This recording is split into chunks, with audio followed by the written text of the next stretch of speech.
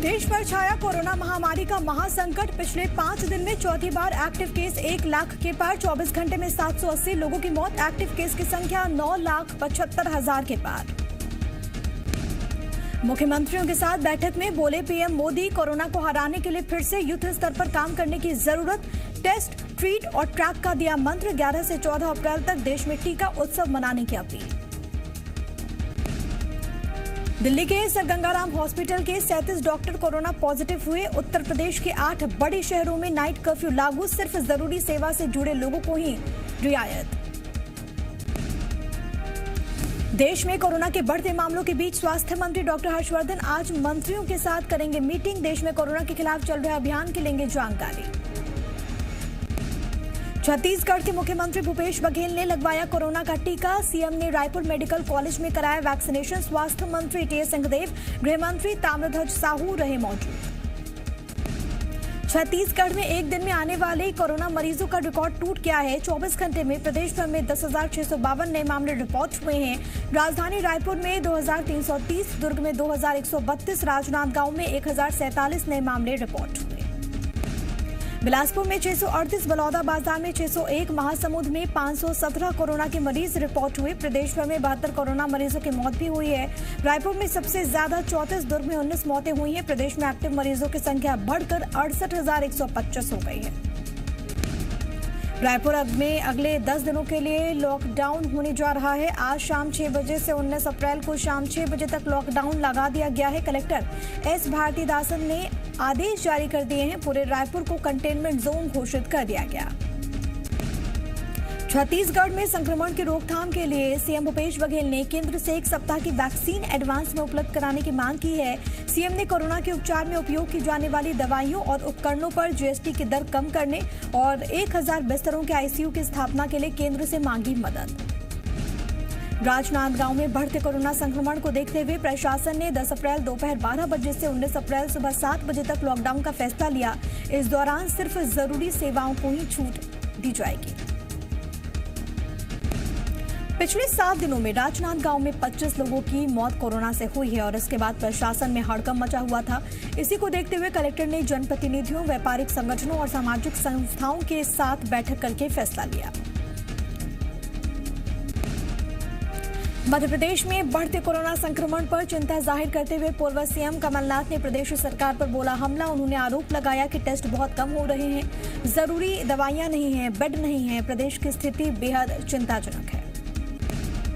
कमलनाथ ने शिवराज सिंह पर निशाना साधते हुए कहा कि सीएम नाटक और नौटंकी बंद करें। इसके साथ ही उन्होंने कहा कि छिंदवाड़ा में दवाइयों, इंजेक्शन की कोई कमी नहीं होने दी जाएगी। वहीं कोरोना से मौत के आंकड़ों पर कहा कि जब प्रदेश का मुखिया ही ऐसा कर रहा है तो कलेक्टर से क्या उम्मीद की जा सकती है।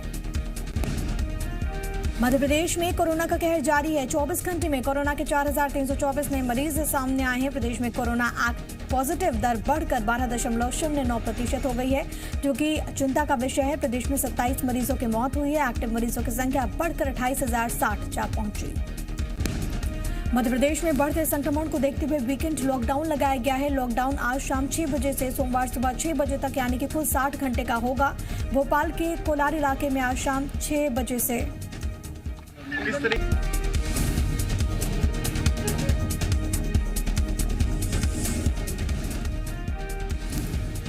रतलाम और बैतूल में 19 अप्रैल सुबह 6 बजे तक लॉकडाउन रहेगा, तो खरगोन और कटनी में 17 अप्रैल सुबह 6 बजे तक सख्ती रहेगी। वहीं छिंदवाड़ा, शाजापुर में लॉकडाउन जारी है। साथ ही साथ रोजाना रात कोरोना कर्फ्यू लागू रहेगा। भोपाल में सबसे ज्यादा संक्रमित क्षेत्र कोलार में 9 दिनों का लॉकडाउन घोषित किया गया है। इसके साथ ही कोलार के 7 वार्ड को मिलाकर कंटेनमेंट जोन बनाया गया। प्रशासन ने अगले 15 दिनों के लिए सभी कोचिंग इंस्टीट्यूट बंद करने का निर्देश दिया है।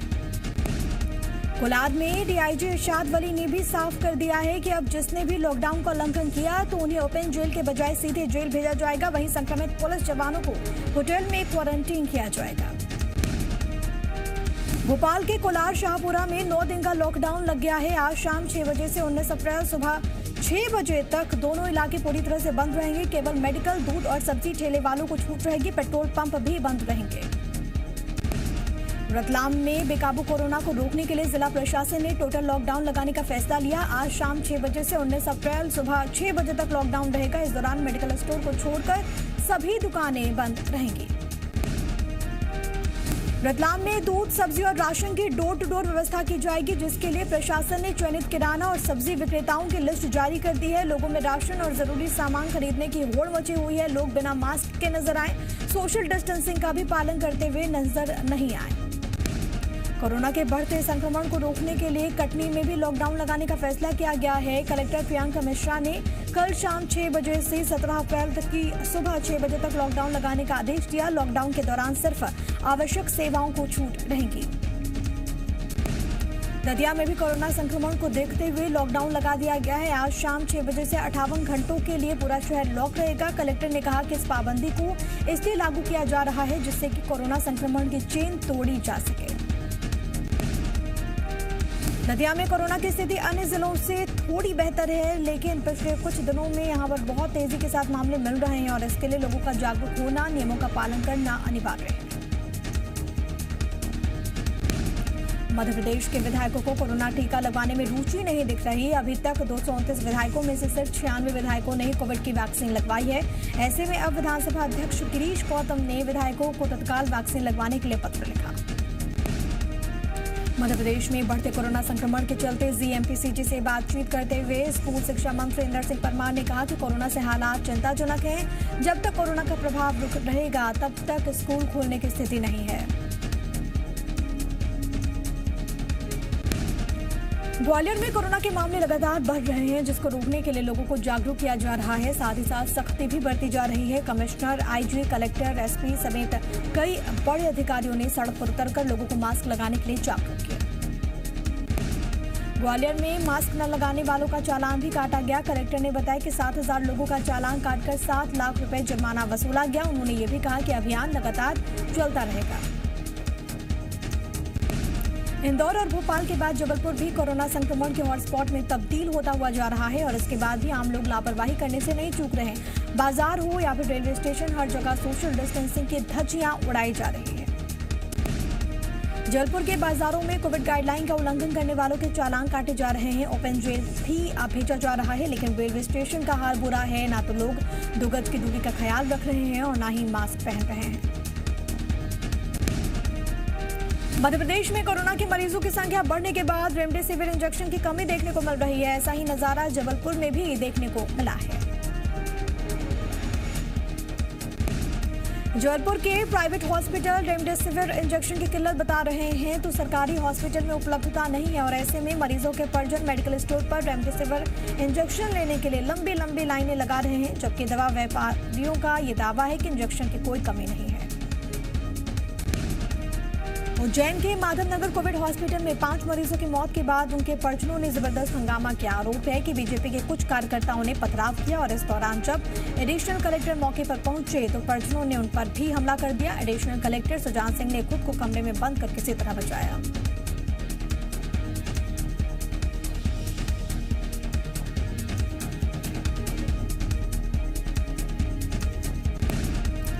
बीजेपी कार्यकर्ताओं का कहना था कि देर रात हॉस्पिटल में भर्ती एक मरीज ने फोन पर मैसेज किया था कि अस्पताल में ऑक्सीजन खत्म हो गई है और इसके बाद सुबह उनकी मौत हो गई। इसी बात से नाराज बीजेपी कार्यकर्ताओं ने सुबह अस्पताल परिसर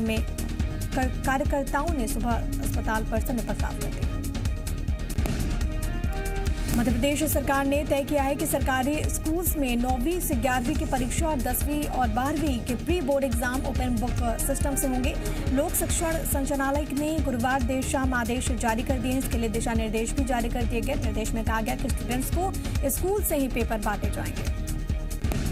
कोरोना के प्रकोप को देखते हुए अंबिकापुर में धारा 144 लगा दी गई है। बावजूद इसके कई लोग नियमों को तोड़ते हुए नजर आ रहे हैं। ऐसा ही मामला नवापारा में देखने को मिला, जब एक निजी कंपनी ने प्रशासन की गाइडलाइंस की अनदेखी करते हुए सैकड़ों लोगों को बुलाकर मीटिंग की। कंपनी इस दौरान लोगों को प्रोडक्ट की जानकारी दे रही थी। मीडिया ने जब कंपनी प्रबंधन से मीटिंग के बारे में पूछा तो वो उल्टा नियम, कायदे, कानून की बात करने लगे। बाद में प्रशासन की टीम ने पहुंचकर मीटिंग खत्म कराई, कोरोना नियम तोड़ने पर कार्रवाई की। दमोह में विधानसभा चुनाव के लिए बीजेपी और कांग्रेस दोनों ही पार्टियां अपना दमखम दिखा रही हैं। बीजेपी प्रत्याशी राहुल लोधी के प्रचार प्रसार के लिए अपने दिग्गजों को चुनावी मैदान में उतार दिया है। सीएम शिवराज सिंह, वीडी शर्मा समेत केंद्रीय मंत्रियों ने राहुल लोधी को जीत दिलाने के लिए पूरी ताकत झोंक दी है। केंद्रीय मंत्री प्रहलाद पटेल, पूर्व केंद्रीय मंत्री उमा भारती के बाद आज केंद्रीय कृषि मंत्री नरेंद्र सिंह तोमर, प्रदेश प्रभारी मुरलीधर राव चुनाव प्रचार में उतरेंगे। बीजापुर में सीआरपीएफ के कोबरा कमांडो राकेश्वर सिंह मनहास को 6 दिनों के बाद नक्सलियों ने रिहा कर दिया। सरकार के प्रयासों के साथ ही राकेश्वर सिंह की रिहाई में बड़ी भूमिका पद्मश्री धर्मपाल सैनी, गोंडवाना समाज के नेता तेलम बोरायो, हेमलता सुखमती और 4 स्थानीय पत्रकारों ने भूमिका निभाई। बीजापुर में सैकड़ों ग्रामीणों के बीच नक्सलियों ने राकेश्वर सिंह को सरकार की तरफ से गए मध्यस्थों को सौंपा, जहां से उन्हें सीआरपीएफ कैंप लाया गया। राकेश्वर सिंह के लौटने की खबर के बाद जम्मू स्थित उनके घर में भी खुशी का माहौल है। सीआरपीएफ कमांडो राकेश्वर सिंह की रिहाई पर सीएम भूपेश बघेल ने जाहिर की खुशी। उन्होंने रिहाई अभियान से जुड़े लोगों का आभार जताया है। उन्होंने कहा कि केंद्र सरकार और राज्य सरकार के स्थानीय पुलिस अधिकारियों के प्रयासों से अपहृत जवान को रिहा कराने में सफलता मिली है।